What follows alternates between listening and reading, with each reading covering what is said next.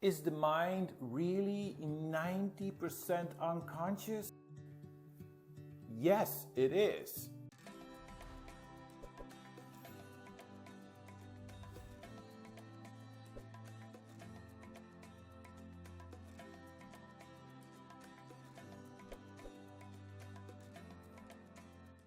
And it is amazing that we are not aware of it because it is the unconscious mind.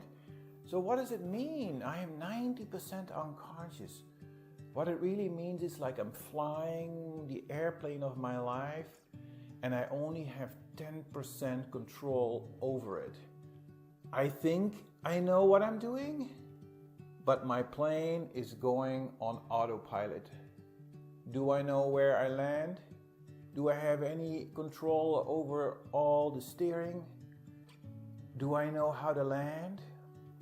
If 90% of my plane is not in my control, what am I going to do?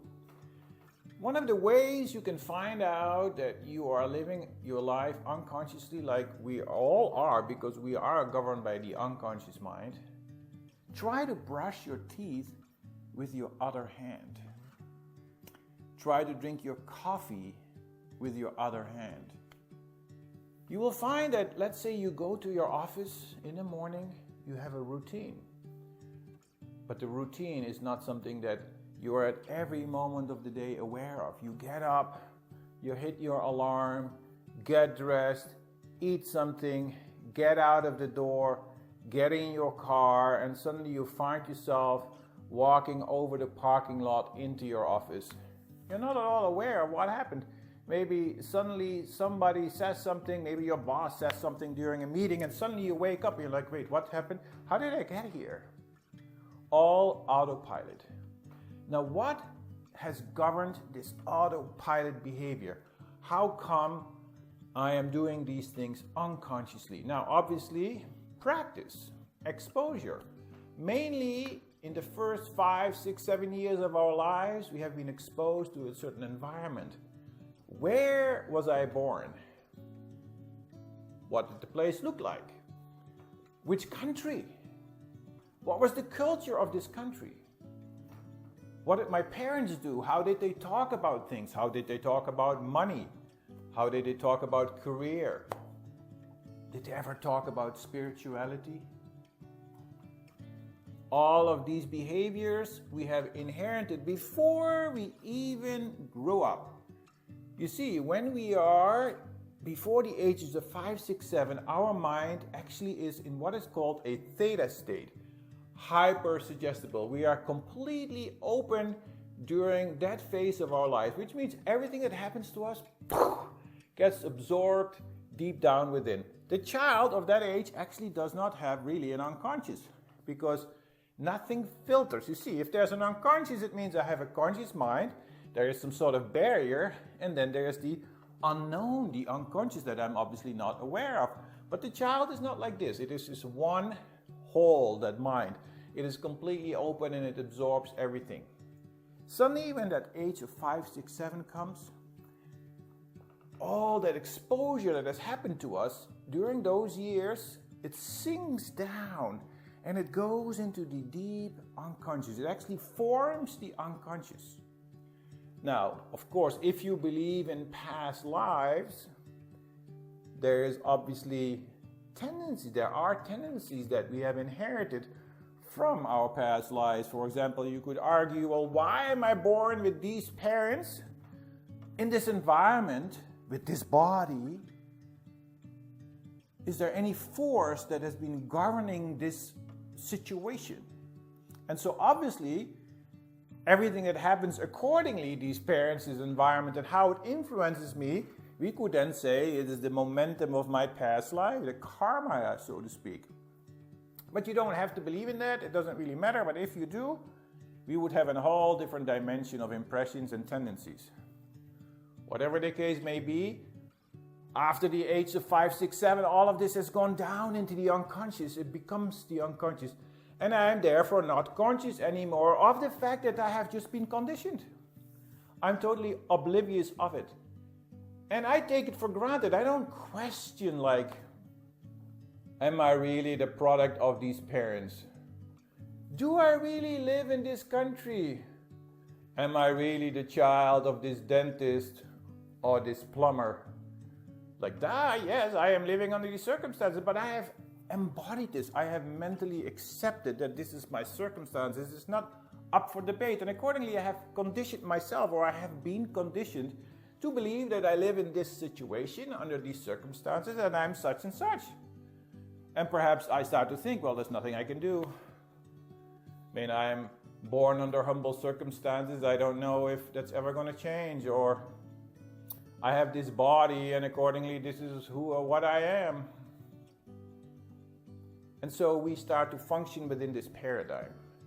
We start to function within this bubble of all these parameters that we have accepted to be true, because deep down in my unconscious I have been conditioned to believe these things. Now, what can I do? Spiritual life, psychological growth, is making the unconscious conscious.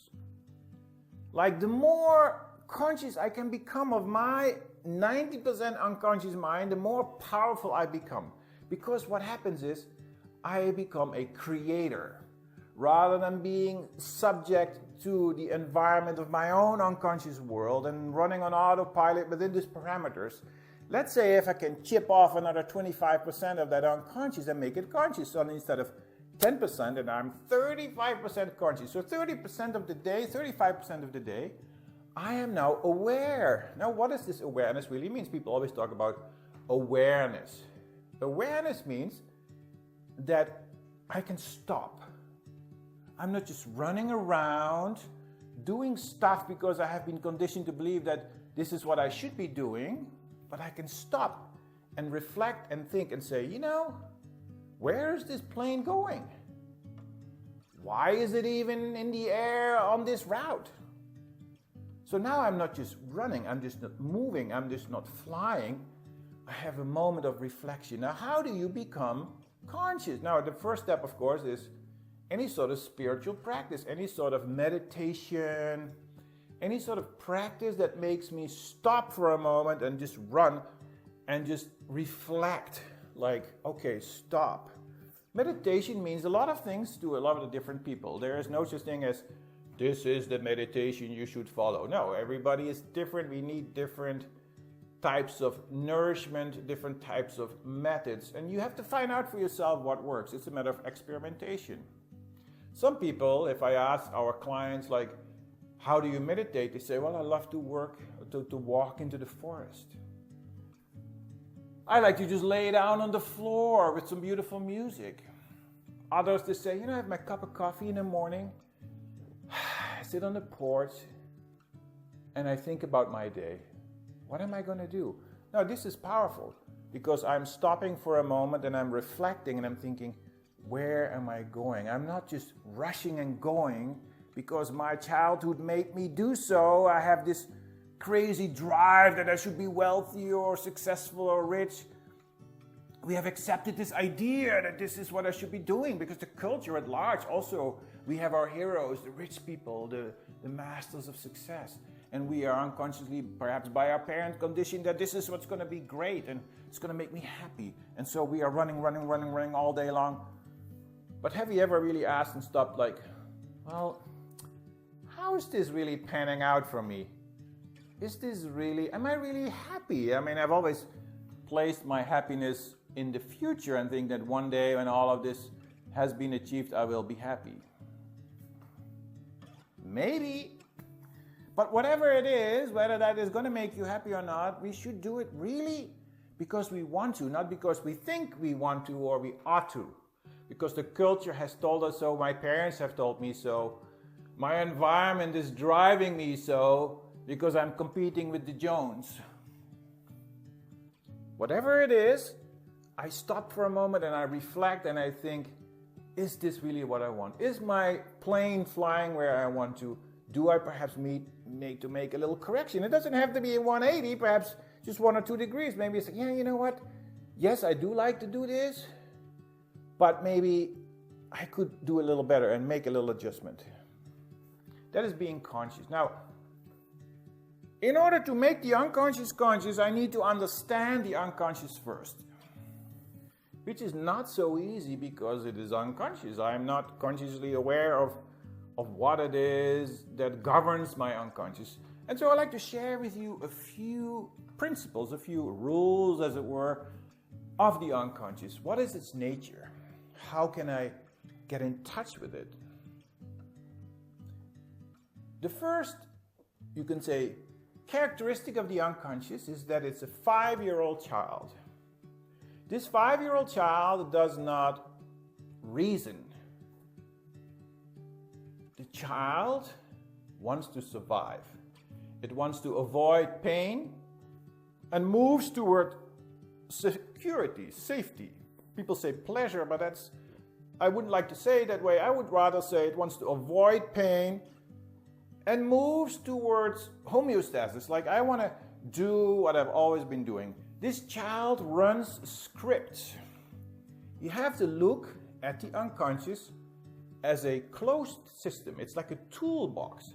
And in this toolbox, what is there? My tools. What are my tools?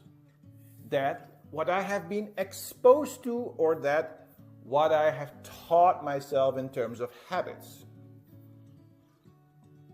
All I got in the toolbox are my tools. What I want or desire has no bearing on the unconscious. The unconscious child says, okay, this is what I got, and I'm going to try to maintain homeostasis, balance with the tools I have. Can I do anything else? No. But how do we treat this child? Let's say I want to make change in my life, and I'm not happy with the way I function, the way I react, where I'm moving, and we pound ourselves, we criticize ourselves, we get negative with ourselves. And what we're really doing, we are telling this child, like, you are no good, what you're doing is no good. And this child is like, well, what do you mean? See, this child has your best interest at heart. The child has no judgment about the tools. It says, this is what I got. I'm going to try to maintain homeostasis, balance. I'm going to do over and over again what the tools I have to make you safe, to keep you safe. It means homeostasis, balance. And here you are pounding this child, and this child is like, well, wait, what do you mean? What am I going to do? And this child is going to, and if you threaten the behavior of this child, it is like, okay, so this is not good, this tool is not good. And if you press hard enough, it is going to freak out. What if you threaten to take that coping, because that's what it's doing, is coping with the tools it has. You take it away, you threaten it, this child will go, oh my God, and it's going to panic. Now, if you put that behavior under duress, and you take it away, or you threaten to take it away, it is going to panic, and it's going to go in fight, flight. Either it's going to freeze, shock and paralyzed, or it's going to try to run away. It's going to hide, means depression. Or it's going to become very reactive. Like, what do you mean? What are you going to do? And it's going to react. It's going to fight this threat, this change that you want to implement. It said, no, I'm going to react. I'm going to lash out. This is not, what do you do? And you find yourself tossing between desperation and aggression. Because you are the one putting pressure on your own mind, on this child. But what you forget is that you haven't given it any better tools. You see, your unconscious mind is not your enemy. It is a beautiful child. And how do you treat children? You talk to the child. You love the child. You start a conversation. So making the unconscious conscious, what it means is, I'm going to sit down, I'm going to have a conversation with this child. First of all, I need to find out what it really wants. How do you feel? Like, do we ever sit down and talk to our own inner being, to our own inner child, and ask, how do you feel, my child? How do you really feel? What do you want? Like, if I'm reacting or lashing out, something in the unconscious mind is not happy. And rather than, listen to this mind, becoming aware, I'm going to become conscious of my unconscious, I lash out, and instead I should be listening like, oh, my child, why are you lashing out? Why are you sad? Why are you depressed and you need to run away?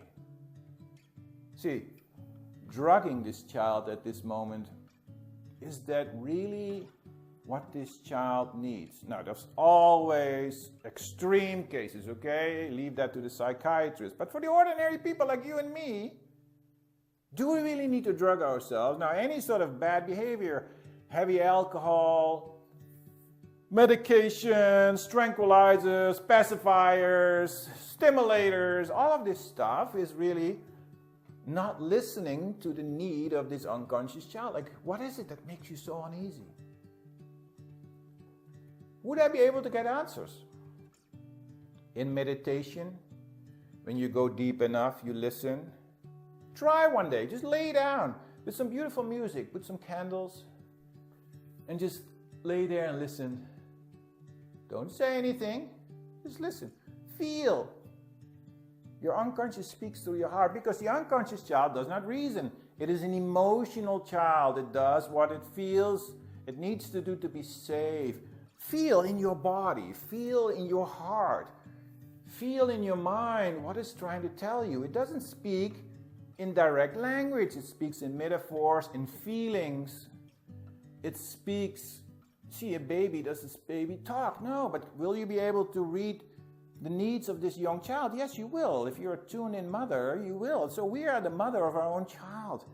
And so listen. Another powerful characteristic of the unconscious mind is that it doesn't understand time. This may sound weird to us. It doesn't understand time. What is that supposed to mean? It doesn't understand time. What it means is, have you ever heard of PTSD? Post-traumatic stress syndrome. There's still soldiers today coming from the battlefield that have left the battlefield 10, 15, 20 years ago, maybe 30, 40 years ago, still in the night waking up screaming, "Ah!" as if a grenade went off and their bodies were blown up. This is real. And you know why these soldiers are traumatized? You know why these cops are traumatized? See, we talk really bad about cops. Sure, there is abuse, this and that. But what we forget is the continuous exposure, the negativity, the pain that these guys have to endure, and these girls. And you say, well, get over it, just be nice. But the continuous bombardment, right? And this is built up over years, this pain, this hurt, this exposure. And you think you go night sleep, it will go away. No, it doesn't go away. You know why it doesn't go away? Because time doesn't exist in the unconscious mind. These impressions are happening inside. They are stored. If they're strong enough, they move from that conscious mind into that unconscious mind. And it sits there. It sits there in two parts. What we call identification association. There is the event of what happened, or the events, series of events. And that is, you could say, a picture. I remember where it took place. I remember the person, what it looked like, where the circumstances were, and so on. But attached to it is emotion. How it impacted me in my heart, in my inner being, in my unconscious mind. And so this child has absorbed all of that, and it sits there. Now, what people don't understand, that people have gone through these traumas, and we have all gone through our micro traumas, large or big. People say, why don't you get over it? Just get over it. Come on, grow up. But this stuff just sits there. And time is not understood in the unconscious child. It just sits there. But what can we do? What can we do to change it? We need to, first of all, separate the experience from the emotion. The experience, in the best case scenario, is knowledge. Let's say you have gone through terrible abuse. If you would have processed this, which is very difficult, but if you would have, theoretically, that knowledge is what makes you a great therapist. It's what makes you a great mother. It makes you a great grandmother, grandfather. It makes you a great lover, because you know, you felt all of these experiences makes you have empathy. but the emotion has been attached to it. How do I get rid of it? I get back to that in a moment. So time does not exist. And so all of this stuff sits here even today, 20, 30 years later. The only way to overcome this is not time. Because as time doesn't exist in the unconscious mind, it just keeps sitting there. It keeps affecting my behavior till the day I die, unless I change. How do I change? It's a change in consciousness, a change in understanding. This unconscious child, let's say it has this trauma, it is now trying to cope live with this trauma embedded in the unconscious mind, and it's trying to avoid this, it doesn't want to talk about it, it's going to work its way around it, trying to make life happen in the best way possible. But if I could separate the emotion from the trauma and evaporate it, only the experience remains, which then is, in a way, a form of knowledge, however painful, however bitter, but it is knowledge, it's experience. But the fact that time doesn't exist in the unconscious mind also has an advantage. If a cave has been dark for 1,000 years, how long does it take to light this cave? Instantaneously. If knowledge is introduced into this unconscious mind, and this child suddenly understands, oh my God, this is of a higher knowing, this is of a higher knowledge. You know, with this tool, I could and I can deal with life so much better. Now, what's the primary purpose of this unconscious child? To feel safe, to create a state of homeostasis that's better for my body, for my mind, for my whole system. See, the unconscious mind also regulates your blood pressure, your heart rate, all of these things. This unconscious child is very busy. And so it finds that in a global way, this new knowledge introduced into my system will make this whole system function better. I'll be more calm, I'll be more relaxed, my heart rate will be better, my blood pressure will lower with this new knowledge, this new way. Do you think it will accept it? Instantaneously. So the secret here is to both separate the pain from the experience, move it away, and not to forget, introduce new tools in the unconscious mind. How do we do that? There's 3 ways in which the unconscious gets new tools. Number 1 tool that we all use and have been using is continuous repetition. I train myself over and over every day with a new behavior. They say it takes 21 days. It's an arbitrary number. Maybe some experiments have been done. There are so many brilliant scientists, psychologists that investigate this kind of stuff. So I can create consciously a new habit. But to be consciously creating a new habit, I need first to be conscious. If I just go through my day unconsciously every day, am I ever going to make a change? Am I ever going to take the time to introduce this tool consciously, consistently?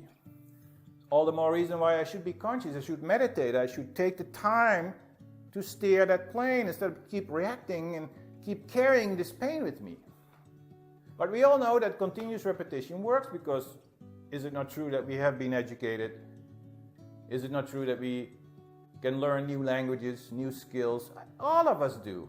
And everybody who has a job has learned how to do this job. So we know this system works, but it is painful, slow, and it takes a lot of effort.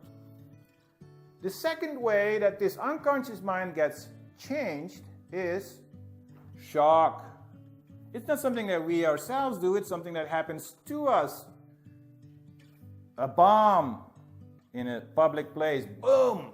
I get terrified ever since.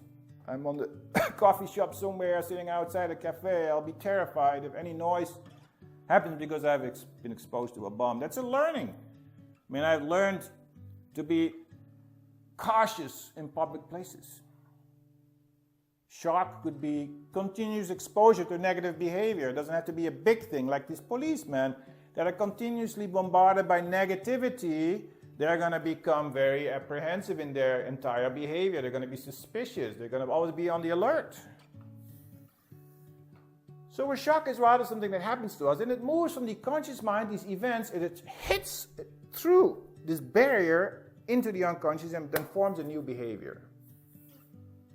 And the third one is any method that you can use to move that information from the conscious into the unconscious mind. Now, we happen to use hypnotic processes, but hypnotic processes is just one way. Any form of, you can say, guided meditation, any sort of effort where you open your mind. Now, in order to open your mind, you need to change your brain waves. In your normal day-to-day life, you're not really receptive, you're too restless. So you need to create an environment where your brain frequencies change. We have other videos about this idea of brain frequencies and how when that brain frequency slows down and stretches, the mind becomes more receptive, what we call suggestible. Suggestibility in this case is good. If you're not suggestible, you're not open to change, you are just keep spinning the same tendencies over and over again. So the idea is to slow down that mind wave, bring it down and stretch it so that accordingly the mind becomes receptive. You can either have a therapist guide you through it, which is the fast method, or you can create your own environment. Lay down in your hot tub with some candles, some incense, whatever works for you. Lay down and listen to guided audio meditations. Open the mind. And at that time when the mind is at its most calm, you plant that suggestion. Or you create that visualization. You create that new behavior. And the mind, if it's in tune with its core principles, will take that suggestion very, very quickly. I must say here that professional help in this case is better because it's faster. Also, the difficulty that we experience is that you cannot solve a problem with the same kind of thinking that caused the problem because I am functioning from within my paradigm. I cannot see outside the paradigm. And based on the impressions and the habits I have formulated this reasoning, this rationalization of why I do what I do. Somebody from the outside can look at you and say, are you sure that the way you're thinking is constructive? Only an outsider will be able to see, somebody of his experience is able to see, like, well, maybe there are other ways. It's not about following somebody.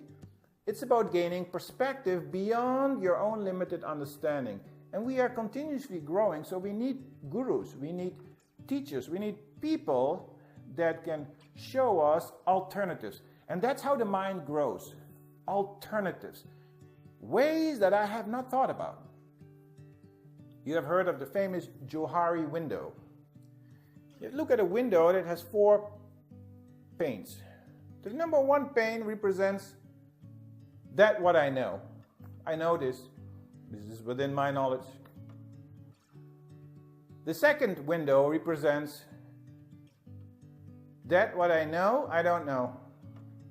There's a lot of stuff that I know I don't know. Like I don't know how to speak Italian. I always wanted to speak Italian, but I don't know. But I know that I don't know that. I also know that super advanced math has never been my forte. I know that. Nobody needs to tell me. I know that I don't know. But then the third window is that other people know about me what I don't know. It's my blind spot, but it's not blinding to anybody else, anybody living with you or knowing you very well. It's like, oh my God, there he comes again. And I think I'm this nicest guy, but somebody else, and maybe that's a universal feeling like, well, I'm not sure, dude. You're not aware of this weakness in your character. You have rationalized it because you are living within the confines of your paradigm. And the fourth window is that I don't know what I don't know. There is knowledge out there. There are levels of understanding and consciousness out there that I am completely oblivious about. I don't know anything about it. Like I have no idea that even existed. That's where the magic happens. That's where the magic sauce, you put that on your food. I've always sought out great teachers. It has been one of the things in my life that has brought me the greatest joys, because these greatest teachers, they will rattle the cage. They will tell you stuff about yourself and about life in general that you have completely never thought about. You're like, oh my, and that's liberation. That's liberation, because the moment I get it, my paradigm from which I was functioning suddenly is like either shattered or it becomes hugely expanded. And suddenly I realized, oh my God, and it then leaves me all these different options and possibilities of how to cope with my life. And the unconscious mind then suddenly says, oh my God, you've just opened a whole new world for me, and you're giving me access to a whole bunch of new tools, and I start to function better immediately, because time doesn't exist. Truth is the most beautiful thing. That's what I have found in the company of great sages, of great masters. Truth is liberating. Sometimes it can be painful because they shatter your paradigm, but when they do, it's like, it's the greatest rush that a mature mind can experience. But we need to be open.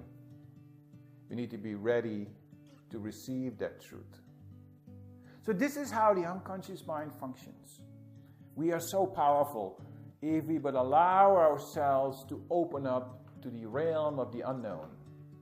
That's where liberation is. That's where freedom is. That's where joy is. So, let us all try consciously to make our unconscious conscious, and imagine the collective unconscious of all of us. You're familiar with this concept, the collective unconscious. It's like the tendencies and the culture of all the people together. If we can enlighten that consciousness, wow, what a world we live in. We could live in. And so you see, all of this knowledge is beautiful. It is empowering, and we have it in the palm of our hand. All we need to do is be open. So let us all, and I wish you all well, and if you have any questions, leave it in the comments. And if you like and subscribe, and there is much more to come on these and other topics of the mind, of spiritual life. And so we will be very happy if you join us in our endeavors to enlighten the world. Thank you so much. Until the next time.